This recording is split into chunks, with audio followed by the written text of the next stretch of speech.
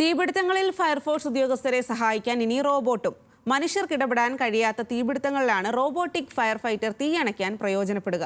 300 metre ദൂരത്തിൽ 360 ഡിഗ്രിയിൽ റോബോട്ടിനെ ഉപയോഗിച്ച് തീയണയ്ക്കാൻ കഴിയും.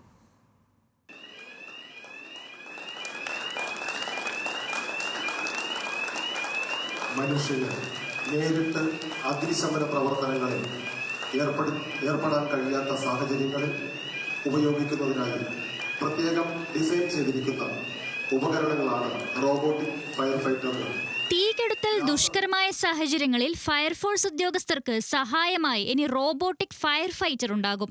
വെള്ളം പമ്പ് ചെയ്യുന്ന നോസ് കണക്ട് ചെയ്ത് റിമോട്ടിലൂടെ നിയന്ത്രിച്ചാൽ ഞൊടിയിടയിൽ റോബോട്ട് തീകെടുത്തും.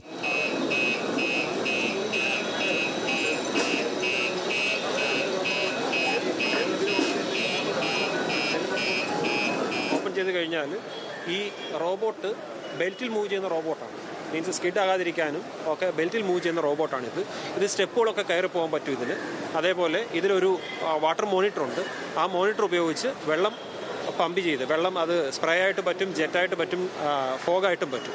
ഏത് രീതിയിലും വെള്ളം പമ്പ് ചെയ്യാൻ പറ്റുന്ന ഒരു നോസിൽ ഈ റോബോട്ടിനുണ്ട്. ആ റോബോട്ട് ഉപയോഗിച്ച് നമ്മുടെ മറ്റ് വാട്ടർ ടെൻഡറോ മറ്റോ ഉപയോഗിച്ച് നമ്മൾ വെള്ളം പമ്പ് ചെയ്ത് കൊടുക്കും. ആ വെള്ളം ഈ റോബോട്ട് വഴി, റോബോട്ടിന് ഒരു ക്യാമറ ഉണ്ട്. അപ്പോൾ നമുക്ക് കാണാൻ പറ്റും റോബോട്ട് വർക്ക് ചെയ്യുന്ന സ്ഥലം ഏതാണെന്നുള്ളത് നമുക്ക് ആ ക്യാമറ വഴി കാണാനും നമ്മുടെ റിമോട്ട് കൺട്രോൾ വഴി നമുക്ക് അതിനെ ഓപ്പറേറ്റ് ചെയ്യിക്കാനും പറ്റും.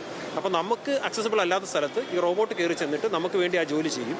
ബെൽറ്റിൽ സഞ്ചരിക്കുന്ന റോബോട്ടിന് പടികൾ എളുപ്പത്തിൽ കയറാനാകും. ഉദ്യോഗസ്ഥർക്ക് തീപിടുത്തമുണ്ടായ കെട്ടിടത്തിന്റെ മുകൾ നിലകളിലേക്ക് കയറാൻ സാധിക്കാത്ത സാഹചര്യത്തിൽ ഉപയോഗിക്കാനാണ് ബെൽറ്റ് തയ്യാറാക്കിയത്. റോബോട്ടിന്റെ സഞ്ചാരവും പ്രവർത്തനവും ക്യാമറയിലൂടെ നിരീക്ഷിക്കാൻ കഴിയും. 900 ഡിഗ്രി വരെയുള്ള ചൂട് താങ്ങാൻ കഴിയുന്ന രീതിയിലാണ് റോബോട്ടിന്റെ നിർമ്മാണം. അതിനു മുകളിലുള്ള ചൂടിനെ പ്രതിരോധിക്കാൻ വെള്ളം സ്പ്രേ ചെയ്യുന്ന സംവിധാനവും ഒരുക്കിയിട്ടുണ്ട്. റോബോട്ടിന്റെ വരവ് ഫയർഫോഴ്സിന് ഗുണകരമാകുമെന്നാണ് വിലയിരുത്തൽ. ന്യൂസ് മലയാളം, തിരുവനന്തപുരം.